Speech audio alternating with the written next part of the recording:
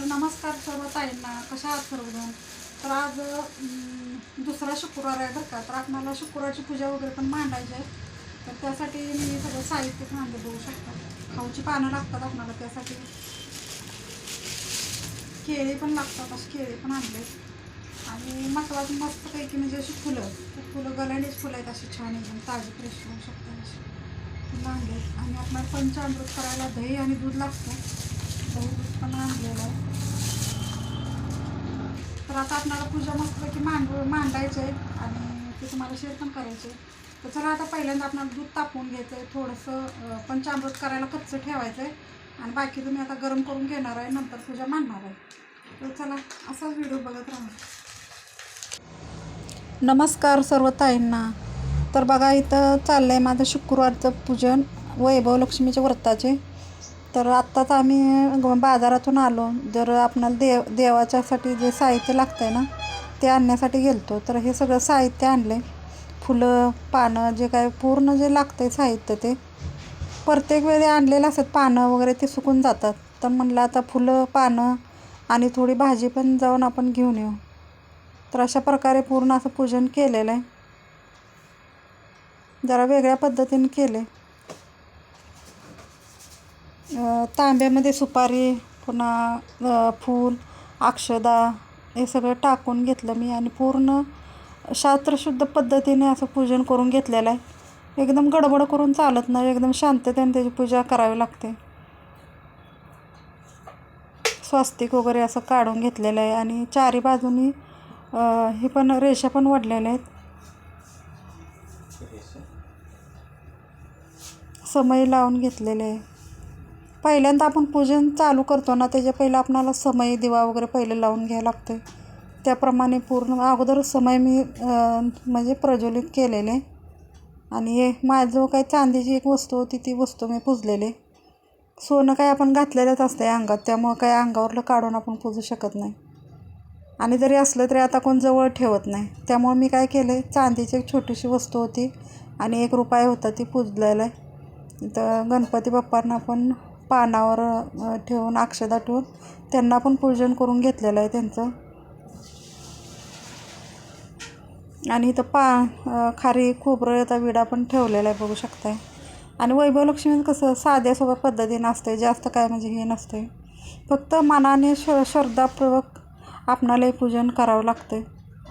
मनात आपल्या भाव असावा लागतो, नाहीतर नुसतंच मग करून त्याचा काही उपयोग नाही. आणि आपल्याजवळ काही एखादी वस्तू नसली असली तरी पण चालते, त्याचं काय म्हणजे एवढं काहीही नसतं. फक्त मनापासून आपण पूजन केलं पाहिजे. आणि मला काल फुलं अशी एकदम ताजी एकदम मिळालेले आहेत, एकदम छान गलांड्याची फुलं आहेत. आणि इथं लाल फुलं आहे, ते इथं आमच्या दारात सापडलेले आहेत. तर ते फुलं मी ह्याच्यावर कलशावर ठेवलेलं आहे, चांदीच्या त्या वस्तूवर. कारण लाल फूल म्हणजे त्या पूजनामध्ये लागतंच. आणि ते केळं पण आणलेले आहेत मी, दुसरी काही फळं आणली नाहीत, केळी तेवढे आणून तशी पुजलेले आहेत छानपैकी.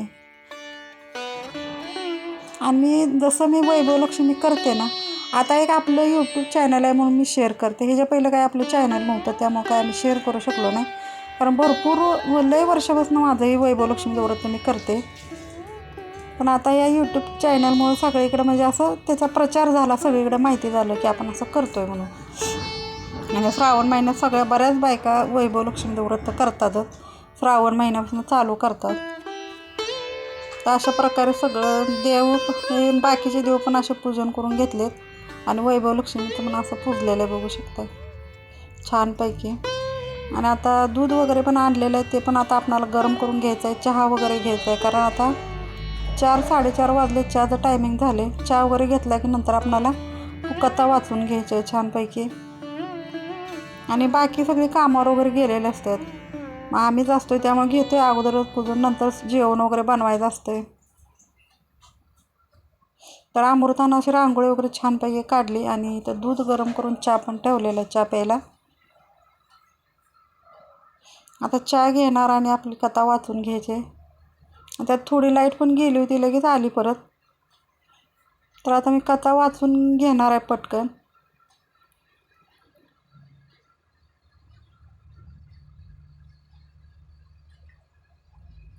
पूर्ण देवांना नमस्कार करायचा आहे आपणाला आणि नंतर कथा वाचायची आहे बरं का. मला कथा वाचायची म्हटलं की भरपूर असा वेळ जातो. मी शिस्तीत वाचत असते, कारण आपण जे वाचतोय ते दुसऱ्याला कळलं पण पाहिजे. नुसतं वाचून काय करायचं, त्याचा आपणाला उच्चार पण कळला पाहिजे, त्या शब्दांचा अर्थ पण कळला पाहिजे.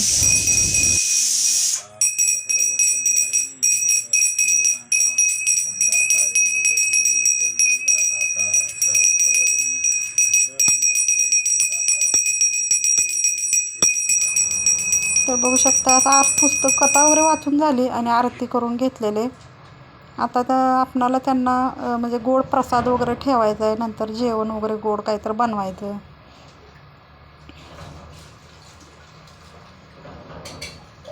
आपणाला असं घरात काहीतरी म्हणजे देवाचं वगैरे आपण करायला ना आपणाला छान वाटतं आणि दिवसभर आपणाला असं प्रसन्न वाटत असतं.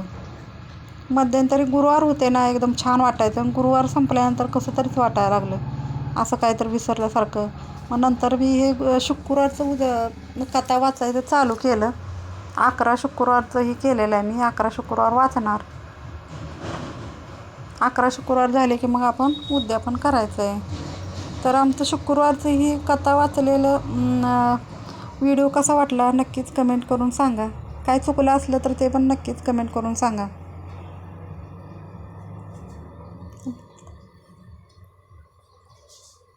आणि कसं वाटतं, छान आपलं असं देवपूजा वगैरे केलेली आपणाला पण छान वाटतंय, आणि जे बघणाऱ्या कोण ताई असतील त्यांना पण बघून जरा छान वाटतं, मन प्रसन्न वाटतं, त्यांना पण वाटतं मग आपण पण असं करावं.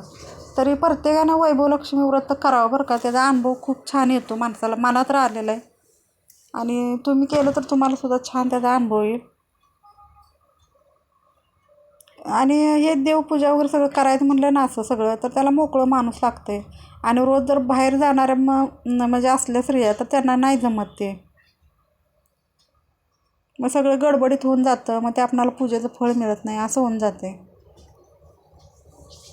चला, पूजन जरी नाही जमलं तरी आपलं मनापासून हात जोडले तरी पण चालतंय, देव आपणाला प्रसन्न होत असतोय.